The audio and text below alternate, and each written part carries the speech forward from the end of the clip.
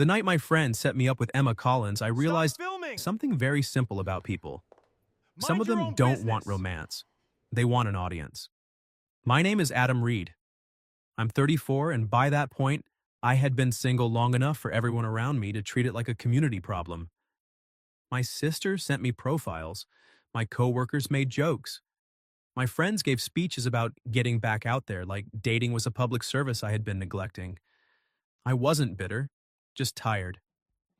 I had gone through a quiet breakup the year before with a woman who loved the idea of a stable man until stability looked too much like normal life. No scandal, no betrayal, just two people slowly admitting they wanted different futures and pretending that made it painless. After that, I stayed away from dating for a while, not because I was broken, because I was finally peaceful. Then my friend Mark invited me to dinner. Small group, he said. Nothing weird. That should have warned me. Nothing good has ever followed the phrase, nothing weird. The restaurant was one of those trendy downtown places where the lighting was low enough to hide regret, and the menu used too many adjectives for potatoes. When I walked in, Mark was already at the long table with his wife, two other couples, and one empty chair beside a woman I didn't know. She looked up when I arrived, and before anyone said a word, I saw the setup. Not because she did anything wrong, because the room did. That tiny shift people make when they think they're about to watch something interesting. The quick glances, the suppressed smiles. Mark's wife suddenly becoming very invested in her drink. One guy at the end of the table leaning back like he had bought a ticket. The woman beside the empty chair seemed to notice it too. Her name, I learned a second later, was Emma. She was around my age, maybe early 30s, with warm brown eyes, shoulder-length dark hair, and a navy dress that looked simple in the best way. She was plus size, yes, but that wasn't what stood out first. What stood out first was how still she was. Not shy. Still. Like someone who had walked into a room, understood the temperature immediately, and decided not to give anyone the satisfaction of seeing her flinch. Mark stood too quickly. Adam, there he is. I gave him a look. Here I am. This is Emma, he said, gesturing like a game show host with a guilty conscience. Emma. Adam. Emma smiled politely. Hi. Hi, I said. Then Mark added, we thought you two might, hit it off. The table went too quiet. There it was. Not a date, a test. Maybe even a joke. I don't know what reaction they expected from me. Discomfort, probably. Some awkward laugh, a polite escape. Maybe they thought I'd be shallow enough to make them feel superior for noticing it. Instead, I pulled out the chair beside Emma and sat down. Good, I said, because I was hoping there'd be at least one person here I hadn't already heard tell the same three stories. Emma looked at me. Really looked. One corner of her mouth moved like she was trying very hard not to smile. Mark blinked. Wow, starting aggressive. You invited me to a surprise dinner with witnesses, I said. Aggressive feels appropriate. That got a couple of laughs, but they were nervous now. Good. Emma picked up her water glass and said, for the record, I also was told this was a normal dinner. I turned to her. So we were both lied to. Apparently. Strong foundation. Her smile came through this time. Small, sharp, beautiful. That was when I knew this evening might not go the way the room expected. For the first 20 minutes, people tried to behave normally and failed. Conversations kept detouring toward us, then away from us, like everyone wanted to check whether the chemistry experiment had exploded yet. Emma handled it with more grace than they deserved. She worked as a high school art teacher. She had once accidentally ordered 70 pounds of clay instead of 7 because the supplier's website was designed by a raccoon with Wi-Fi. She loved old bookstores, hated cilantro, and had an extremely specific theory that every bad first date could be identified by how a man treated the waiter in the first 10 minutes. That seems harsh, I said. It's generous, she replied. I used to give them 20. I laughed for real. Not polite. Laughter. Real laughter. The kind that made Mark glance over with an expression I couldn't read. Maybe confusion. Maybe disappointment. Maybe the uncomfortable realization that the person he thought would be the joke had become the most interesting person at the table. Then one of the husbands, Brad, opened his mouth and confirmed my lowest expectations. He leaned back grinning and said, "So, Adam, be honest. Is Emma your usual type?" The table froze. Emma's face didn't change much, but I saw her hand tighten around her fork. That was the moment, the one the night had been building toward. The moment where everyone found out what kind of man I was willing to be when a woman's dignity was on the table and people expected me to laugh along. I set my drink down, slowly. Then I looked at Brad and said, "No." The room went silent. Emma looked down. And before that silence could turn cruel, I finished. "She's smarter, warmer, and funnier than most women I've been lucky enough to sit beside." I turned slightly toward her, not performing, just making sure she heard me clearly. "So, if you're asking whether I usually get set up with someone this interesting, the answer is no." Nobody moved. Brad's grin died first. Mark's wife stared into her glass. Emma lifted her eyes to mine, and for 1 second, all the noise in the restaurant seemed to fall away. Then I looked back at Brad. "And if you were asking something else," I said calmly, "don't." That left the whole table speechless, exactly like the title promised. "But Emma?" Emma smiled, not the polite one from before, a real one. And then, with perfect calm, she said, "Well, that was unexpected." I picked up my menu. Good unexpected, or we should escape through the kitchen unexpected? She leaned closer, just slightly. "Ask me again after dessert." And for the first time all night, I forgot the room was watching. Dessert became the safest deadline I'd ever been given. Not because the room got easier, because Emma did. Once Brad's comment had been shut down, the table lost its appetite for cruelty and spent the next half hour pretending the whole thing had never happened. That was always the pattern with people like that. They loved a sharp moment until it required accountability. Emma didn't make it easy for them. She didn't storm out. She didn't shrink. She didn't reward anyone with visible damage. She simply turned toward me and started talking like the rest of the table had become background music. "So," she said, unfolding her napkin again, "what do you do when you're not rescuing blind dates from social experiments?" "I manage operations for a regional bookstore chain." Her eyes lit up. "You're kidding." "I rarely start with my most seductive fact, but yes." "That is actually dangerously close to seductive," I laughed. "Books? Books, logistics, and access to staff recommendations? Please, that's a power combination." That was how we got from awkward setup to first real conversation. She asked good questions, not the job interview kind, the kind that made you reveal things by accident. She wanted to know what book I judged people for pretending to like, which store in our chain had the best atmosphere, whether I believed people bought books for who they were or who they wanted to become. I told her both. She smiled like that answer pleased her. Then she told me about her students. Not in the heroic teacher way some people perform, but with real affection and frustration mixed together. One kid who only drew dragons but made them emotionally specific. One senior who had painted a portrait of her grandmother from memory and made the whole class go quiet. One freshman who kept hiding tiny cartoon frogs in every assignment like an artistic signature. By the time dessert menus came, I had forgotten half the table existed. That apparently bothered Mark. He leaned in with a forced grin and said, "Wow, you two are really hitting it off." Emma looked at him. "Was that not the plan?" His grin twitched. "No, of course, I just mean, you seem surprised," I said. Mark looked at me. I held his gaze. Not angrily. Anger gives people too much drama to hide behind. Just steadily. He cleared his throat and looked away first. "Good." Emma noticed. Of course she did. When the waiter came, she ordered chocolate cake and 2 forks without asking me. I looked at her. Bold. Assumption. "You defended my honor. You've earned shared cake privileges." Is that the system? It is now. The cake arrived, and for a while the evening was almost normal. Better than normal, actually. She had a dry sense of humor that kept sneaking up on me. She made fun of herself without putting herself down, which was a difference I respected immediately. And every time I caught the table watching us, she seemed less embarrassed and more amused. Still, I could feel there was something under it.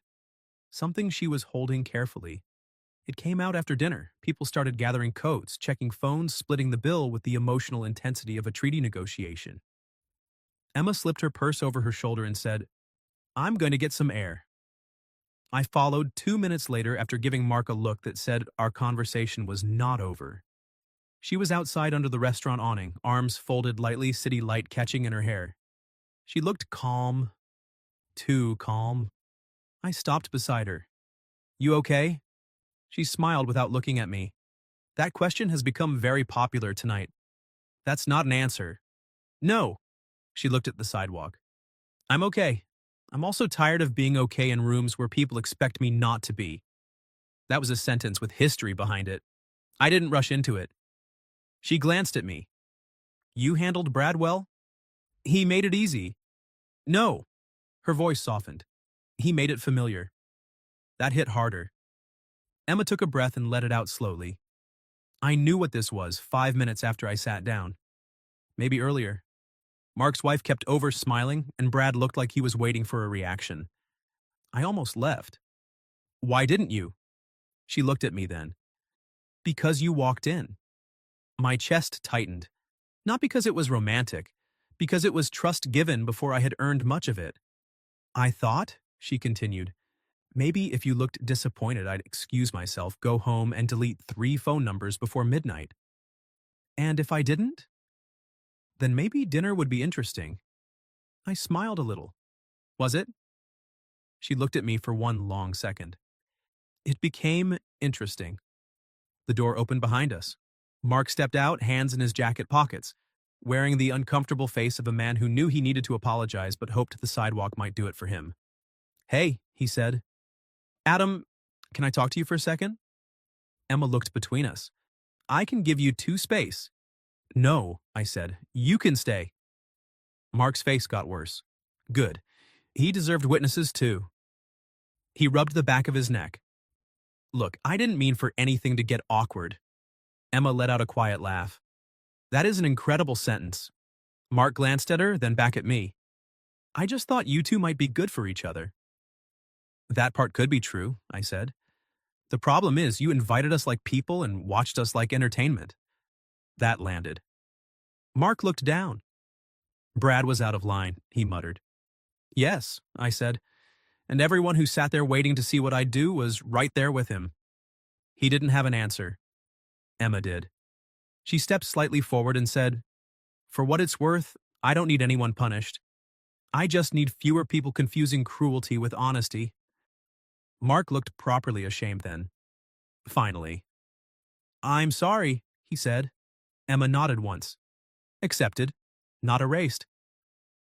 That sentence made me look at her again, because that was the kind of strength people miss when they're too busy judging what's easy to see. Mark went back inside after that, leaving us alone under the awning. For a moment, neither of us spoke. Then Emma looked at me and said, "You know, I had a speech ready." "For him?" "For the table, for all of them. It was very good, sharp, devastating, possibly too long." "What happened to it?" She smiled. "You ruined it." "I apologize." "No, you don't." "No," I admitted. "I really don't." Rain started lightly then, soft enough not to run from. Emma looked up at it, then back at me. "So," she said, "you asked earlier. Good unexpected or kitchen escape unexpected?" I tucked my hands into my jacket pockets and looked at her properly. Good unexpected. Her smile came slowly, warm this time. "Good," she said, "because I was hoping you'd ask me out without an audience." And just like that, the entire night stopped belonging to the people who set us up.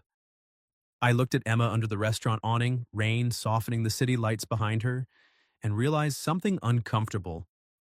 I hadn't wanted the night to end either. Not because I needed to prove anything to the table inside. Not because I felt protective in some dramatic, self-important way. Because the woman standing in front of me had taken an evening designed to make her feel small, and somehow made the whole room reveal itself instead. So I said, "Then I'm asking." Her eyebrows lifted. "That fast?" No audience, no committee, no one pretending this was their idea. I smiled a little. "Emma Collins, would you like to go out with me on purpose?" Her mouth curved slowly. On purpose is important. I thought so. She looked past me through the restaurant window, where Mark and the others were still gathered near the bar, trying very hard not to stare and failing badly. Then she looked back at me. Yes, she said, but not tonight. That caught me off guard. She noticed and smiled, not unkindly. Tonight is contaminated. I laughed once. That's fair. I don't want our first actual date to be built on me being publicly underestimated, and you being decent in front of witnesses. Her voice softened.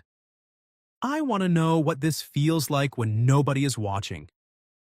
That was the best answer she could have given, because it told me she wasn't dazzled by one moment. She wanted something real enough to test in daylight. Coffee Saturday? I asked. Bookstore first, she said immediately. I stared at her. What? You manage bookstores. I teach art. If you take me somewhere boring, I'll lose respect for you. That's pressure. That's standards. I smiled. Bookstore Saturday, then coffee. Good. A car pulled up to the curb behind us. Emma glanced at it. That's mine. I didn't want her to leave yet, which felt ridiculous after one strange dinner and a chocolate cake negotiated by fork. But I also liked that she was leaving on her own terms.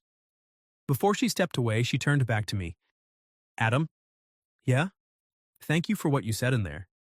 You don't have to thank me for not being cruel. No, she said, but I can thank you for being precise. Then she got into the car and left me standing under the awning with rain on my jacket and the very strong sense that Mark had accidentally done one useful thing in his life. Saturday came slower than it should have. I spent Friday fielding 3 texts from Mark. I really didn't mean it that way. Brad was being Brad. You're mad, aren't you? I answered the last one. I'm disappointed. That's worse. He didn't respond after that. Good. Emma met me at the downtown branch at 11, wearing jeans, a rust-colored sweater, and a denim jacket with paint on one sleeve. Not styled, not trying too hard, just herself. That was the thing I noticed first. She looked comfortable in her own skin in a way the dinner table had tried and failed to disturb. Before we begin, she said, I judge people by what section they drift toward first. High stakes. Extremely. We spent 2 hours in that store. 2. She pulled books from shelves and told me which covers lied. I showed her the staff recommendation wall and explained how one 80-year-old regular could destroy our entire ordering strategy by recommending a mystery novel to half the neighborhood. She made me pick a poetry collection. I made her pick a cookbook. Neither of us bought the books we came in thinking we wanted. That felt like a sign. Afterward, we went to a small cafe around the corner, the kind with mismatched chairs and a window seat that made people accidentally honest. Halfway through coffee, Emma stirred her drink and said, Can I ask something awkward? Given our origin story, I think we're past normal.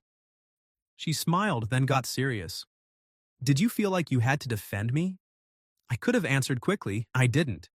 No, I said. I felt like Brad tried to make you the punchline of a joke I didn't agree to hear. Her eyes stayed on mine. And if I had handled it myself, she asked, I would have enjoyed watching him suffer. That got her. A laugh, real and bright, warm enough to pull attention from the table behind us. Then she looked down at her cup. I'm used to people making assumptions before I've even opened my mouth. Men especially. She lifted her eyes again. So when you looked at me like I was simply the person sitting next to you, that mattered. Something in my chest tightened. You were, I said. Exactly. The date didn't end after coffee.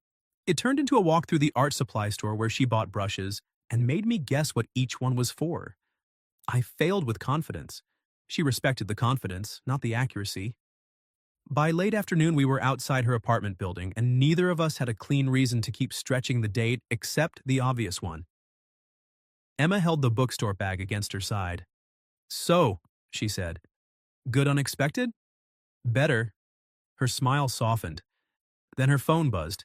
She glanced at it and her expression changed. Not fear. Fatigue. What? She turned the screen slightly, a text from Mark's wife. I heard you and Adam are actually going out. That's cute. Guess the setup worked after all.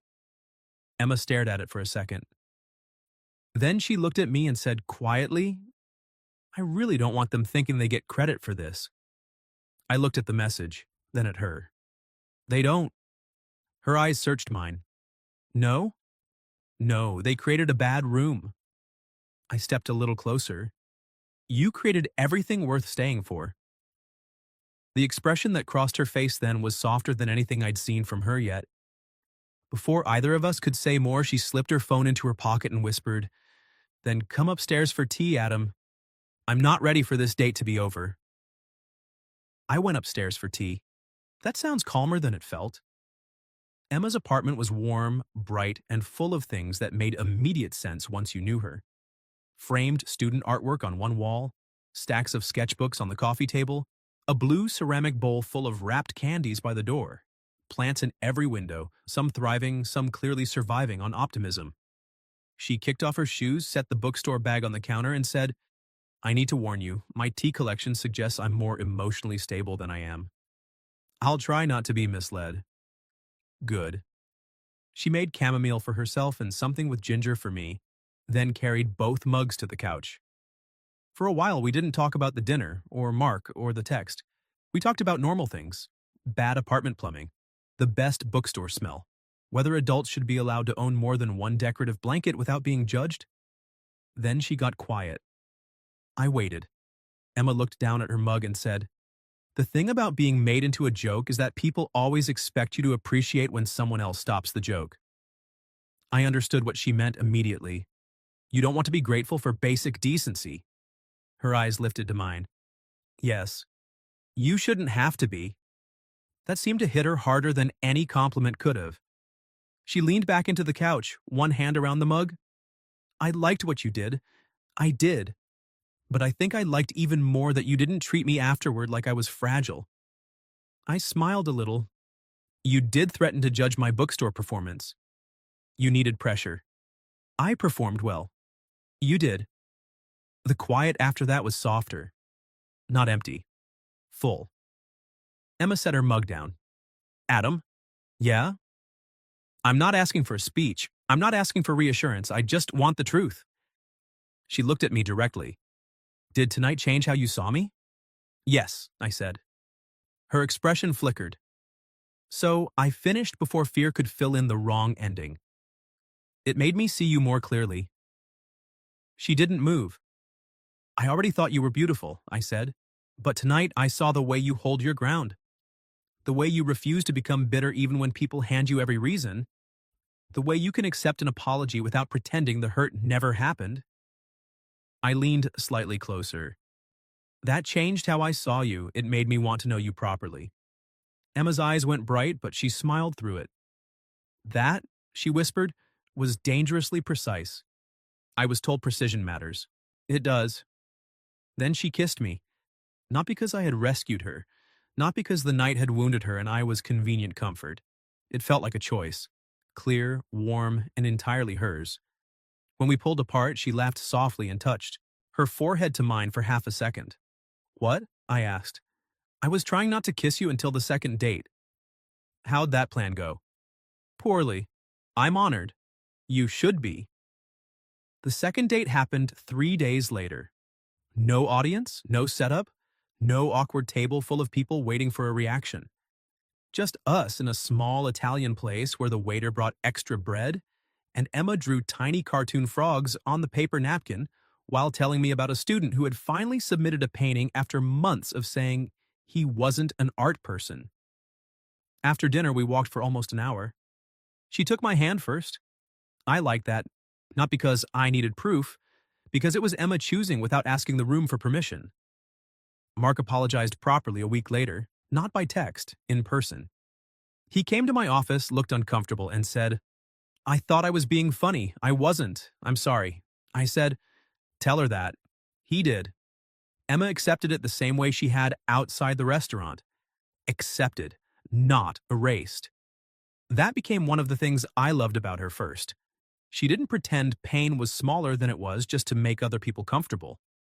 But she also didn't let it become the whole room. 3 months later, she invited me to her school's spring art show.